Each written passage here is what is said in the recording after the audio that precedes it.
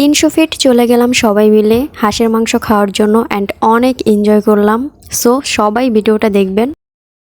Hello everyone, আসসালামু আলাইকুম। This is Mimi and welcome to my new video. এই তো বিকাল একটা সিএনজি নিয়ে আমরা 3জন রওনা দিয়ে দিলাম। ফাইনালি আমরা 300 ফিট আসছি। আমরা যখন এখানে আসছি তখন আস্তে আস্তে সন্ধ্যা হইতেছিল আর প্রচুর মানুষও বাড়তেছিল। তারপর এখানে এসে দাঁড়ানোর পর দেখে আস্তে আস্তে সবগুলা লাইট অন করে দিচ্ছে আর এতটা ভালো লাগতেছিল, মনে হইতেছিল যে কোনো বাহিরের দেশে হয়তো আমরা চলে আসছি। মানে ভিউটা এত সুন্দর ছিল। দেন আমরা 3জন মিলে এখানে কিছু ভিডিও পিক এগুলা করতেছিলাম। এরপর আমরা চলে আসলাম একটু ভিতরের দিকে, মানে নীলা মার্কেটে আমরা চলে আসছি। এইখানে আসার পরে দেখলাম এখানে তো আরো অনেক মানুষ।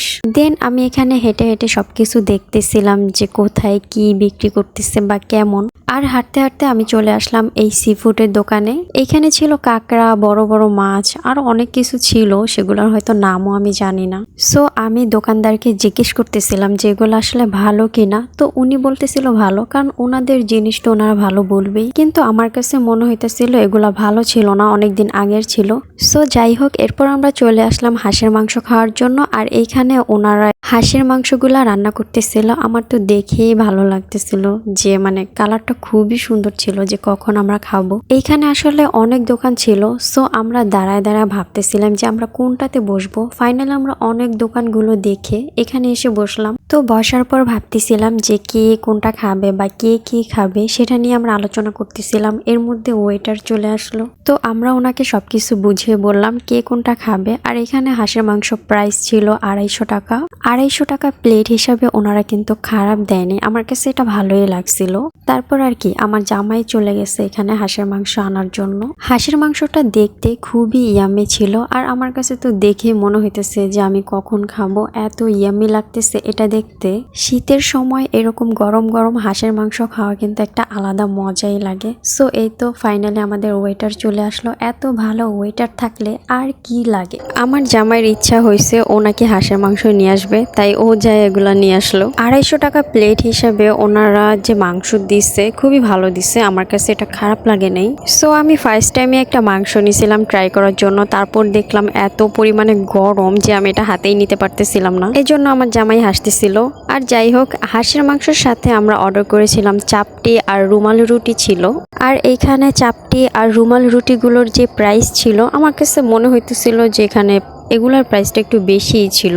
হাঁসের মাংসের রান্নাটা অনেক মজা ছিল। খাওয়ার পরে তো আমার মনে হইতেছিল যে আসলে এখানকার হাঁসের মাংস খুবই মজা। আর ঝোলটা তো কি বলবো, অনেক ভালো লাগছে ঝোলটা। আমি তো ফার্স্ট টাইম এই রুমাল রুটি দিয়ে ঝোলটা খায়া আবার এই ঝোলটা নিয়েছিলাম, কারণ ওনাদের ঝোলটা অনেক ভালো লাগছে। আর রান্নার কথা কি বলবো, অনেক ভালো ছিল ওনাদের রান্না। আর সবচেয়ে বড় ব্যাপার হলো আমি এখানে মাংস চিরা খাইতে পারতেছিলাম না। তারপর আমার জামাই এখানে চিরা আমাকে খাওয়াই দিতেছিল। তারপর আর কি ঝোল লাইগা ওর হাতের অবস্থা কি হয়েছে। বেচারা জামাই আমাকেও খাওয়াই দিতেছিল, আবার এখানে ওয়েটারের দায়িত্ব পালন করতেছিল। কি বলবো আর ওর কথা।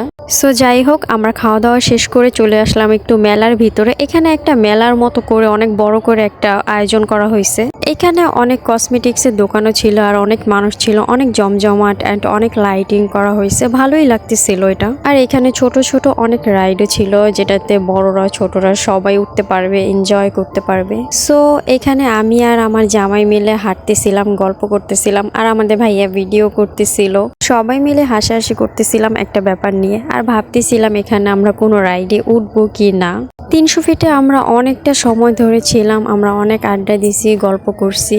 দেন এই মেলাটার পাশে যে কসমেটিক্সের দোকানটা ছিল ওইখানে আমি এসে ক্লিপ দেখতেছিলাম অ্যান্ড এই ভাইয়াটাকে দাম জিজ্ঞেস করতেছিলাম কেমন প্রাইস ছিল। তো উনি প্রাইস বলার পর ওনার সাথে আমার দামটা মিলতেছিল না, যার কারণে আমি আর ওইখান থেকে ক্লিপটা নেই নাই। সো যাই হোক, এরপর আমরা সবাই মিলে চলে আসলাম চা খেতে। আর শীতের রাতে তো চা খেতেই হবে, এটা না খেলে মনে হইতেছে আমাদের ঘোরাটাই অসম্পূর্ণ থেকে যাবে। দেন আমরা 3টা চায়ের অর্ডার করে দিলাম। আর এখানে কিভাবে উনি চা বানাইতেছিল সেটা আমরা একটু ভিডিও করে নিলাম। যদি পারি তাহলে হয়তো বাসায় ট্রাই করতে পারি। সো যাই হোক না কেন, এখানে চায়ের প্রাইসটা ছিল 50 টাকা করে। আর এইখানে উনি গুঁড়া দুধ, হরলিক্স, তারপরে অনেক কিছু মিক্স করতেছিল।